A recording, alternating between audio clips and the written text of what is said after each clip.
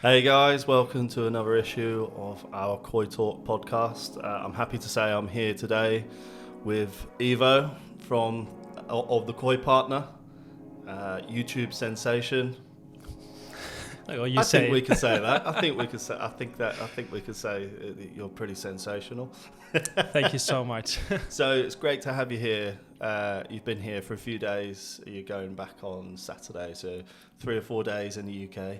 First time in the UK as well, which was crazy. It's quite a strange because I had a planned a trip to London 2 years ago, but COVID struck, and yeah. so this is my first time to the UK. So we have a kind of first time moment here. And you've got to be polite, but enjoying the UK. Yeah, I really like it. Yeah, I yeah. really like the environment, the country, the people, and the fish, of course. Yeah. Yeah, so we've spent a bit of time up at Koi Wholesale headquarters, looking at some fish, doing some documenting individual pieces. Yeah, well, I know you can't say too much because you've got quite a lot of footage that you've got to come out, but yeah, I think a lot of people are always surprised when they see the standard and the quality that we have tucked away out there. Yeah, it's absolutely insane. And what I really like when I first entered the facility is how big it is. You have Yeah. so much ponds, so much capabilities to get done what you would really like to have done. So the vision, of course, of Koi Wholesale is like raising the fish by yourself, buying, for example, thousands of tosai at one breeder, and then growing them up in 12 or 14 or 16 months, and the results you guys are getting in that facility is unbelievable. But that kind of is the cornerstone of the way we look at the hobby. We were talking about last night when we grabbed some dinner about how complex the hobby has become, and it's not so much of a hobby anymore. It's almost like a second job. Absolutely, yeah. And that's fine. If that's your thing, that's absolutely fine. But I think a lot of people are under the impression that that's how you have to keep koi. Yeah, and that's a pretty interesting topic. I mean, it's good for people to understand that even with a small pond and some small filtration system and some small stuff, you can keep koi. And one of the topics we talked about yesterday was, of course, As Legend, the amazing fish that was sold for a crazy amount of money. It has a great positive energy and it's great marketing for the koi hobby and the pond hobby. But on the other side, it scares people. Yeah. So it's good to just keep on repeating that it's very important to know that you can start a pond just like if it's 2,000 liters, 5,000 or 10,000, you can start a koi pond with a good filtration system and you can start raising koi. And if you buy them from a small size like tosai, so 1-year-old fish, or you are raising a koi from 2-year-old, you can do that. It's absolutely really good to do that. And I think that is something we should give some more attention to than only talk about how expensive the hobby is. Yeah, because sure. I mean, of course, it's an expensive hobby, but you can start at every single level. I think you can, this is the thing, you can enjoy the hobby at so many levels, whether you're a guy or a girl that has a liner in their garden with a few thousand liters in there, and you grow in the hobby and you get more into it, and then you have the really high end where it is like a lifestyle. Yeah, absolutely. And what I always say, it's a journey. Everyone starts with, for example, a small pond with some goldfish. Yeah. That is where the journey starts. And what I heard from the most hobbyists is that they start with a small pond, or they start even with an aquarium with some fish in there, and they get excited. They see koi fish, for example, at a garden center, or they walk into a koi dealer's place, and they see the magic of the Japanese fish and what is going on with the filtration system and to keep the water management on a great level, of course. And that's where it starts. And then people are changing the first pond, they're building the second pond, sometimes even the third pond, because people want it better, bigger. And it's like a journey. It's really a journey. And if you have a lot of money, you can do it good in one time. But that's not the fun part. The fun part is building a new koi pond. And it's sometimes it sounds hard, but fish die too because of some mistakes within the water management, or you have a failure in your system. But then if you learn from it, you can step back on the train on that journey, and in the end, you will be a good hobbyist that can raise good koi and enjoy your fish. Because in the end, it's all about enjoying the fish. Yeah.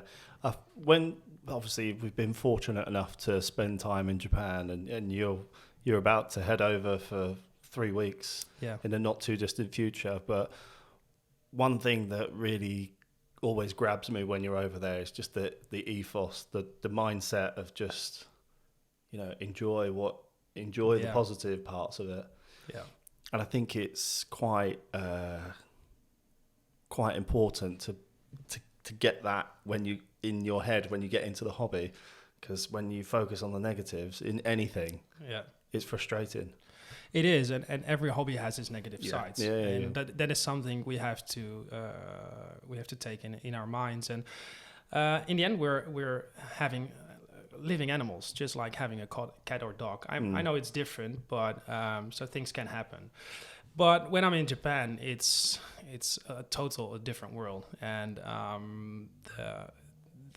the koi is so important there, not only for Japan, but also for that local region. And this morning I spoke to someone, and they say, well, I'm not going to Japan this year. And I was like, okay, fair enough, because a lot of dealers probably bought their koi this year and last year because of COVID online. But I really think every dealer should go to Japan, even beside the fact it's more expensive now because of the current crisis that we have. I don't want to focus too much on that, because that will solve itself in the end. But you're not only supporting the breeders if you're a dealer, but you're supporting the local economy there in Ojiya, Nagaoka, Yamakoshi. So if you're a dealer and you're selling fish, and Japan was closed for 3 years, so they had a hard time. So if you get the visa, you should go there and support the local businesses there, and of course the koi breeders. I think it's really important to go there and get back to the experience as we experienced it before COVID. Yeah. I always find that there's a serious, it really energizes me when I'm there. Yeah. That I get new energy for the hobby, for the industry, and how we can do all these things. And you don't get that anywhere else. No, everything happens there. It starts with, here in Europe and in the UK, for example, we are pretty good in getting the right, developing great filtration systems, great products, koi foods. But if you get back to Japan and you see how they are breeding their fish for decades already, that is something amazing how they do it. And what really strikes me is the fact that the koi breeders there and the environment, when you get there, the word energy is unbelievable. For me, it feels like getting to my second home. The moment I land on Narita or the other airport, I'm getting so much energy, because I really like the culture, the breeders, but also the other Japanese people. Their hospitality is unbelievable. You will find that. No, I think Japan is the only place where you will find that hospitality. And beside that, there are so many, like the nature is beautiful there. When you drive into the mountains where the breeders are located, and even in autumn, because then the leaves are getting brown and all different colors. When I'm flying with the drone there to make footage, it's like watching a movie. But what I also say to people is that it seems the light is different than, for example, here in Europe. It's more like orange, and it's the air. It's the air. Yeah, it's everything about it. Yeah, special place. It's a really special place, and every single morning when I wake up at 7 o'clock in the morning, depends on what my agenda is that day. I jump. I most of the time I skip breakfast because I want to get into the mountains. So I jump in my car, get something to drink at the gas station or 7-Eleven, because those shops are amazing. Yeah, they're awesome. Yeah. They are great. They have everything there, open 24/7. And I jump into my car and I want to go to the breeders and see what koi they're pulling out of their mud ponds, what they have to tell. And this year was a special year. It was closed for 3 years. Yeah. So it's there's a lot of people that are literally chomping at the bit to get back out there. Fish that they haven't seen, I know Ricky was laughing that you've seen a fish that he hasn't even seen, you know, and just silly things like that you kind of take for granted until all of this COVID stuff happened. Yeah, and the fun thing is normally when you visit Japan for a couple of years, every autumn and also most of the time in January after the Old Japan Koi show, you are going to recognize some fish, the fish that the breeders keep. But we didn't have the chance to go there for 3 years, so there will be a whole new generation of koi, and that is something really nice, and I'm looking forward. I was there in June. Unfortunately, all the fish were in the mud ponds at that time of the year. So I can't wait to see the ponds filled up again with koi till the roof. It's crazy. Exciting times, jealous.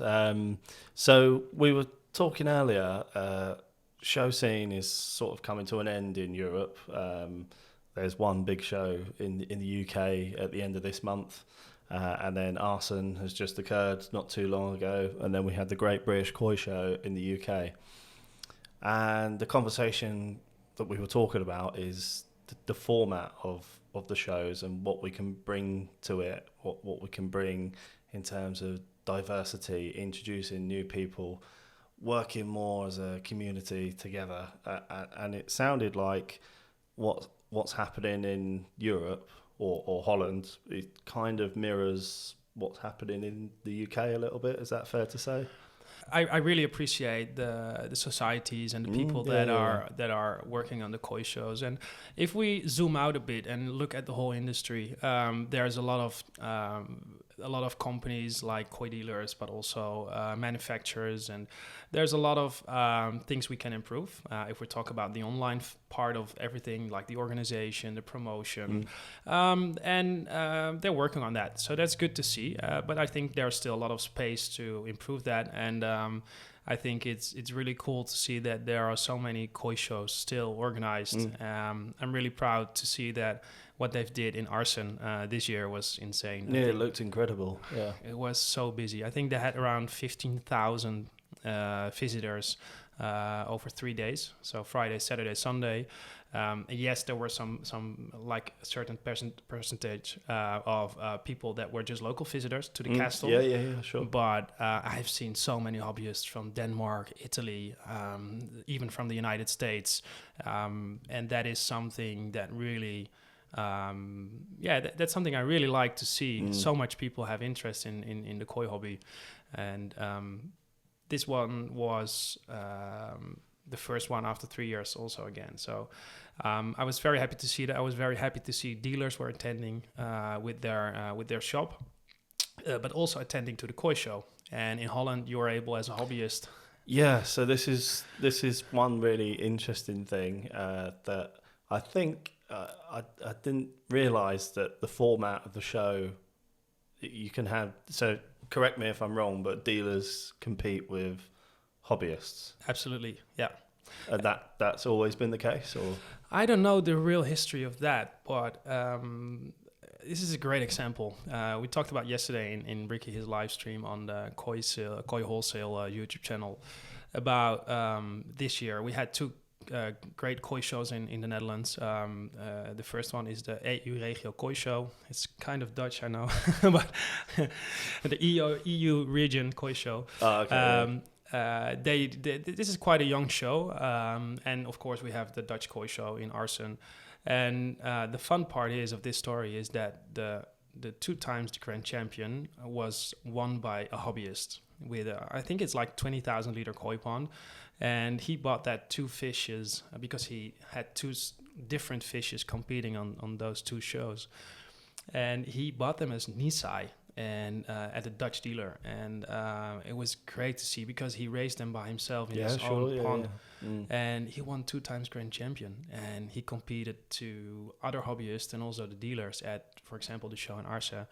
And that is something really nice to see because you can this is also like the journey with your koi pond. You can buy a fish at a very small size and raise it and create something incredible, beautiful. And I think it's what you guys are doing too in the shop with buying a lot of koi at a very small size and raising it to, well, for example, the two Showas from Dainichi we had in one of our videos today, they were like incredible. And even the millfish look stunning. Yeah.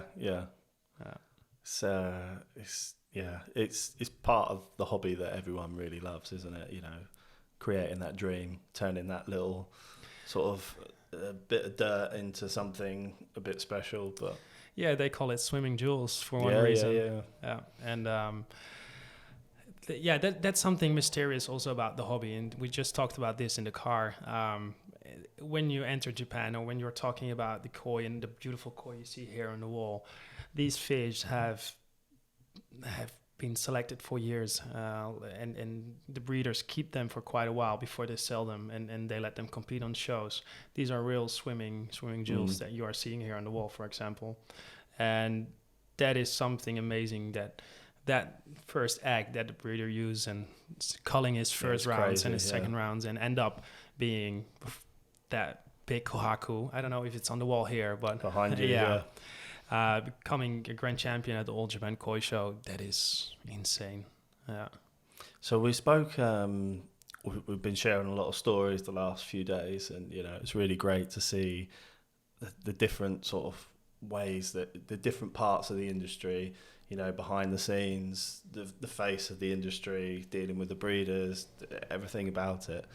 And one fish that we keep going back to is this Dainichi fish, the Black Diamond. The Black Diamond, yeah, which I saw a picture of it a while back, and I was just like, wow, that's insane. Obviously, Dainichi typically connected to Gosanki, but this guy, this breeder, whenever he turns his attention, I dare say he could create 1 meter Goshki if he wanted to. He just has this ability to unleash genetic potential, and that fish was incredible. Yeah, it's a very nice story. It starts in the United States with this story because Hunter from Select Koi, he's one of our channel's partners, and he was in Japan, one of the first one in Japan this year after the restrictions were lifted. And he went to Dainichi, and he has a great relationship with Dainichi. And they showed him one of his pets, as he called it. And I was impressed by one of those fish, and I was like, I want to see that. So a couple of weeks later, I was able to go to Japan. So that was June this year. And I went to Dainichi, and he was there, and I walked to him, and I showed him the picture of Hunter together with that fish, and he said, "Oh, come back Thursday." 2 days later, he said, "Come back Thursday. I'll make time for you. I'm going to show you some fish." And I know his time is quite valuable. He has a huge farm. Serious guy. Yeah. It's a very serious guy, and also a business guy. So. In his case, time is money. Yeah. I was honored to be able to film some of his koi, and he pulled up that Black Diamond, as he calls it. But this fish is incredible. If you look at the skin quality, I mean, it's like a magical fish, and it's changing. It's like we talked about Matsukawa Bake too. It's like they can change every single year. And this fish is a great example of that. And it's a beautiful fish. And they showed me some nice kohakus and also some great showas, even in Shiro Tsuri, like 85 cm and being pure white with a great pattern. And I was so impressed. And that is so nice to see. And I was very happy that he took the time for me to show me some of his fishes. Yeah. But it's when we talk about new varieties, I mean, and to throw Ginrin into the mix as well, and just what size did you say it was? About 90. Well, yeah, somewhere between 85 and 90 cm. Yeah, crazy. Yeah. And so obviously the 58. I have to say 58, right? Yeah, 58 or is 85? Yeah, 85. Well, yeah. No, 58. I think. I'm big. Yeah, it was really big. Yeah. Sorry. Yeah, 85. I think. Yeah, 85. Yeah, it's 85 to 90. Yeah, that's it. Yeah. No, it's. But yeah, I just love. I really, being a bit younger, we were talking about this earlier as well. I like the innovation. I like the concept of going, right, okay, I know you're not a massive fan of Golden Corn, for example, but the fact that they're trying something new, They're trying to establish a new variety. They're moving the hobby forward. They're progressing. I think if you're not moving forward, you're moving backwards. And when some of these breeders, when they turn their attention to a variety, they just take it to another level. Omasako with Kajaku. Yeah, crazy. Now, literally, we did a piece on appreciation piece, and it was literally sponsored by Omasako. Yeah, all about Kajaku. Yeah, some breeders they are so good in breeding some full stop. Yeah, varieties. Correct me if I'm wrong, but I think it was Wada Koi Farm that created the Kindin. That's also a new variety. I think it was 4 or 5 years ago. Yeah. And that's quite a young breeder. Yeah, not taken off just yet. But the fact that they are trying and creating new varieties is something we should appreciate all the time and also promote it. I mean, how cool is it to see? We should, if we go back to the beginning of the koi with the Magoi and see how they saw the first color mutations and eventually end up with some of these creatures. It's a piece of art, and that is something special. That's something that has got me from the first moment. If you see how beautiful some of the fish are and how beautiful some of the varieties are, we should appreciate every single new variety that they create in Japan. Yeah, I think typically they're met with a bit of skepticism because people go, well, how can that be that price? Because no one knows. But typically a lot of these varieties aren't, it's not their first year. It's been going on for years prior to being released to the market. Absolutely. Yeah, I mean, a breeder tries a lot of things, tries a lot of different bloodlines. And of course, there will be breeders that have a success in the first year. Yeah. But most of the breeders, they are experimenting for a couple of years before they even get the first or a couple of good fish out of it. And they're trying new parent koi. Eventually, they find the magic bloodline that they're going to use for their new variety. And also, that's a journey for the breeders. Yeah. I mean, let's not hide from the fact that they're not, we talk about Black Diamond and Black Zeus. They're not exactly the most technical fish on the planet. But what I like about them is it might capture someone's imagination somewhere. And they go, what the hell is that? I've never seen one of those before. And that, that's what it's all about. It's all about capturing and inspiring people. Yeah, absolutely. And I think a great example is the fact that most of the people, when they heard about koi and they don't know anything about the hobby, and sometimes I do call it a sport. I compare it quite a while with the sport, quite often with horses, like the sport horses. I mean, also living animals, and you can attend to games and races. But beside that, a lot of people start, oh, you mean the white koi with the red dot on his head, like the Tansho? And that's the most expensive one, right? And the best and the most beautiful one with the red, like the sun of Japan. And I said, yes, it is a beautiful koi. But have you ever seen, for example, that Showa? And I'm looking into it quite often now. But that Showa on the, I think it's the 4th issue of the Koi Talk magazine. This male fish. Yeah, it probably will be. I mean, look at that skin quality. It is crazy.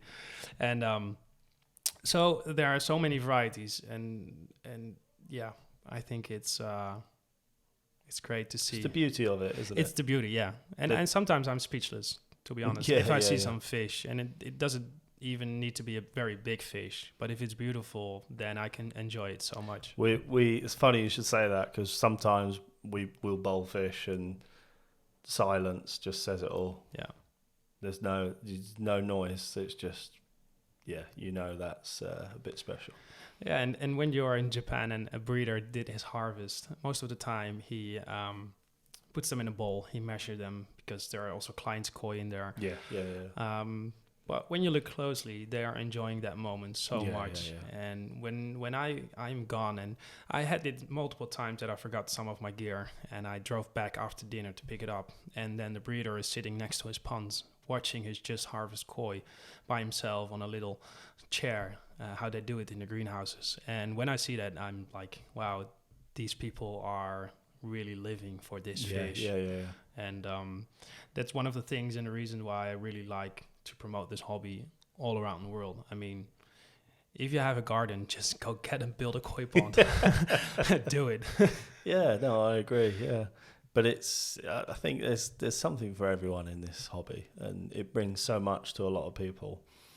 And I think focusing on the positive aspects would just make the whole hobby, the experience, a lot richer for everyone. So yeah, it's good to talk about these stories and these anecdotes and whatnot. But one thing that I wanted to touch upon, because it's always interesting when we sort of compare and contrast how ponds are built, how the hobby is appreciated in different parts of the world.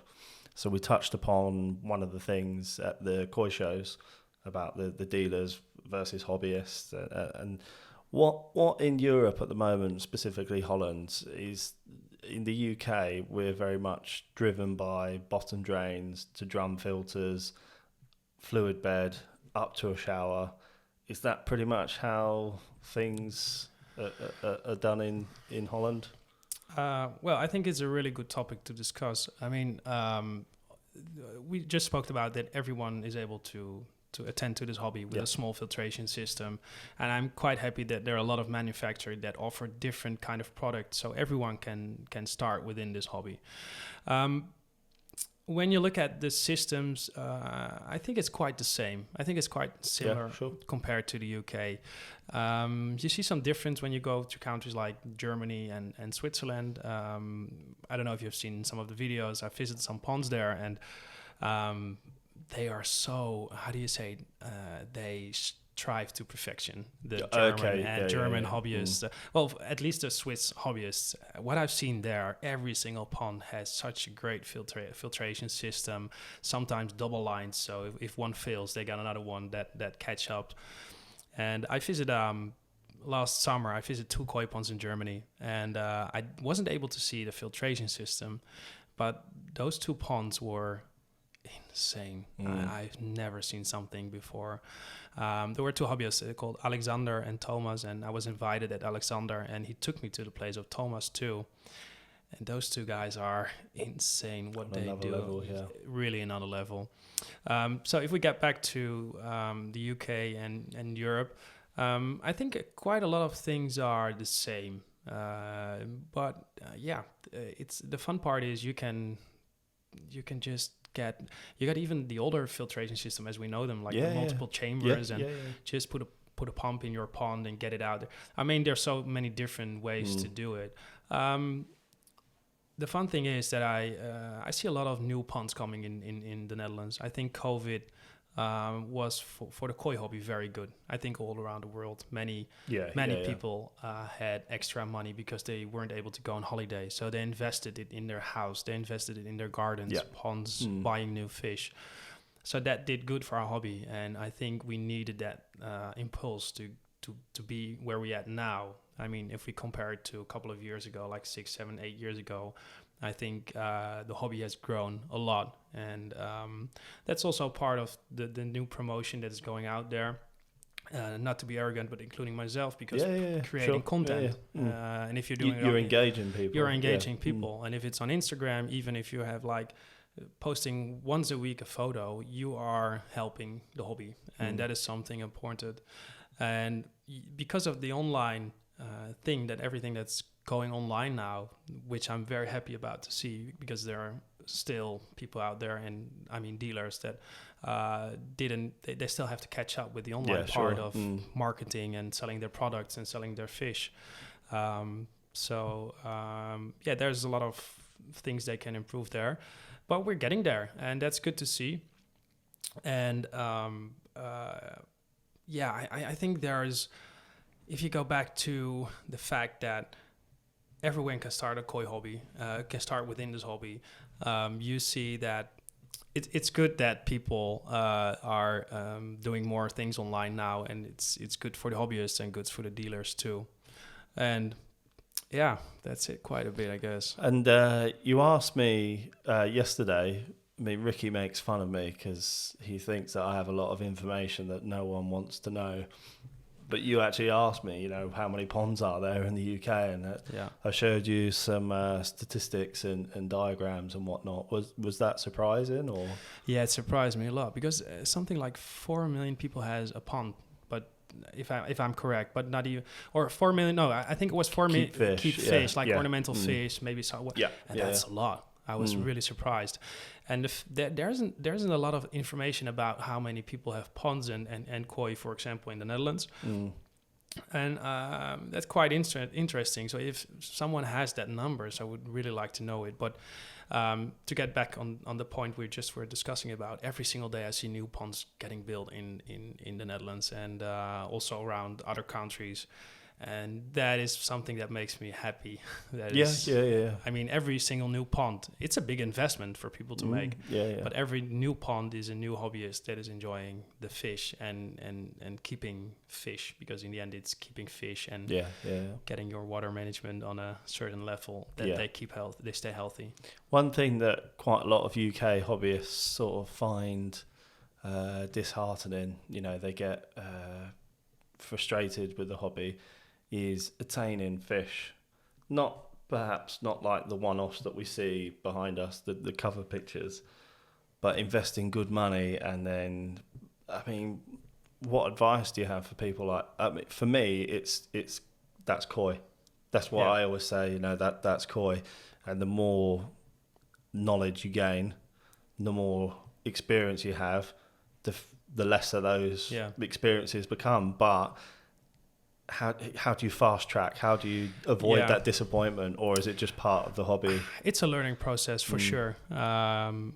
But to be honest, I'm not the biggest koi expert here on Earth. I know how to select good fish, and I know how to appreciate the fish at a certain level.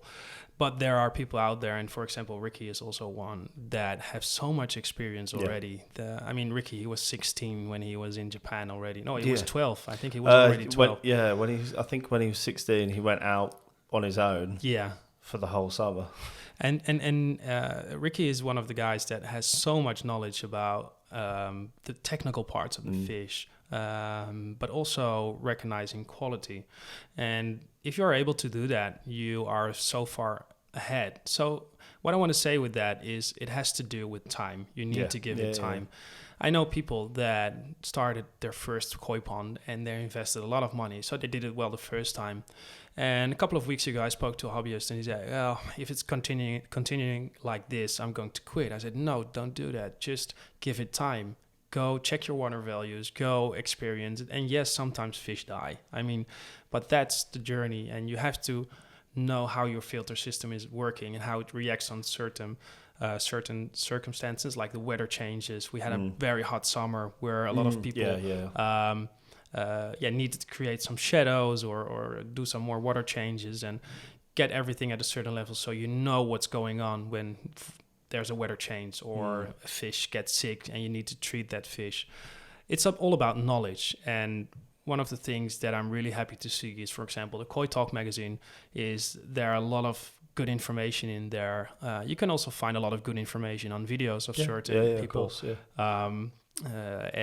for example, on the internet, there are some really good articles. So go in there, buy books, buy older books that they are written like 5 or 10 or 15 years ago. That you can still find a lot about koi and keeping koi.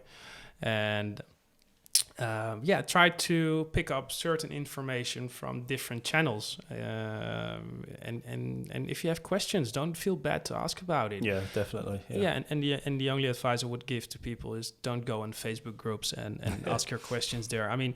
I don't know what is going on there, but sometimes people have problems with their pond, and people are like, instead of going out and say, well, where you live, I'm going to there and I'm going to help you, they have their I don't know how you say it, but they have something to say. They want to give their opinion about how some people do things. And there are many ways that go to Rome.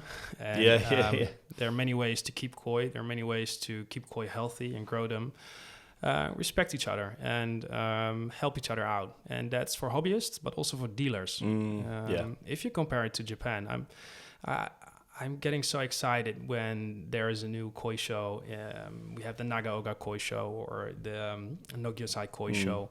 The breeders are working together, and yeah, there's some competition, and yeah, political things are involved sometimes, but help each other. They help each other out every single time, and that is something that I hope dealers will do also, and hobbyists will do, because that's the only way how we can learn from each other, and how we can get the hobby to a next level, and also makes it more comfortable for new people to start with the hobby. I think you've probably been there yourself, and we've probably spoken about this before on here about how the breeder community is just like nothing else. Like yes, there is competition. Yes, they are financial rivals. Yes, they're separate businesses, but there's a common goal, and that is advancing the koi industry and the hobby. I mean, I've been in Japan before where I'm looking for I think Kahaku sort of missed the boat a little bit at a couple of breeders, and then straight away I think we were at NND or something like that, and looking for Kahaku.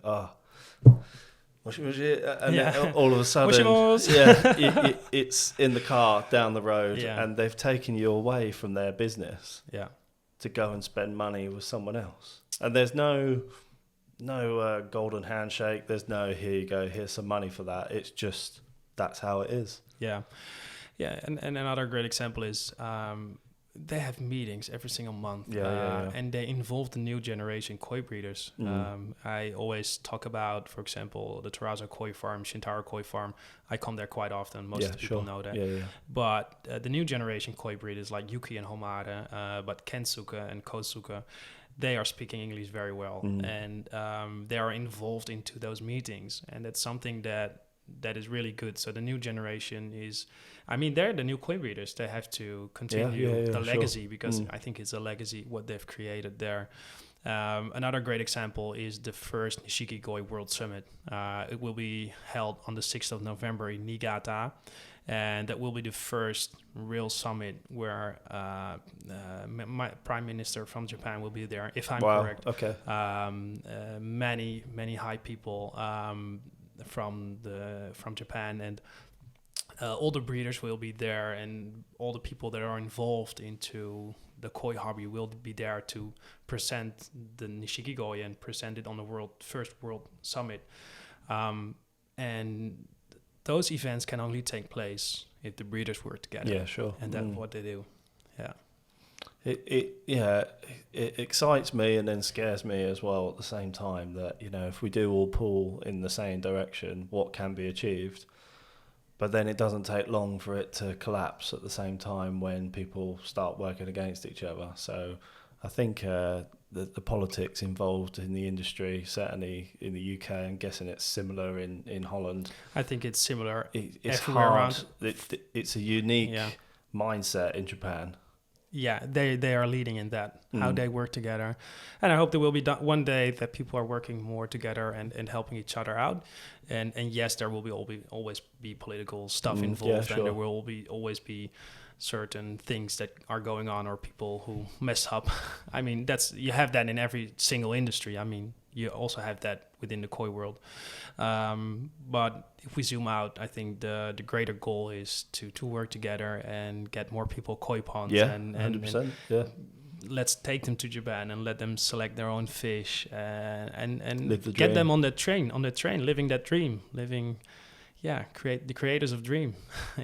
Dreams. Awesome. I mean, it's great to have a different a perspective. Obviously, I know we're both in Europe, but it's one common thing unites us all, and just the love and the passion for koi. I mean, we're pretty crazy. When I speak to my wife about what we do, sometimes she's just like, "That's insane. Like, that makes no sense." And it's just like, it's part I think we probably all know that, but we just can't help ourselves. It's just for the love, the passion. It is our life. Yeah, it's hard to explain to family and friends Yeah. what I'm doing and what you guys are doing. Yeah, I'm raising fish or I'm making videos about fish. And people always say to me, oh, you're a carp fisher. I said, no, I'm not fishing on carp.